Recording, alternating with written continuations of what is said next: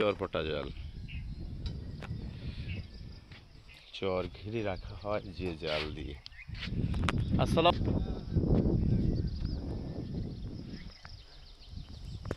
বাবা দিছেন,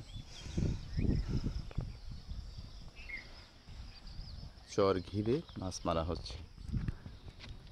নদীতে যথেষ্ট স্রোত আছে, যথেষ্ট নদী ভাঙনের দৃশ্য দেখা যাচ্ছে, সকালবেলার দৃশ্য।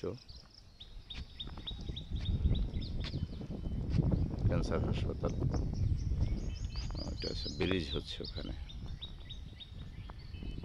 সরাসরি।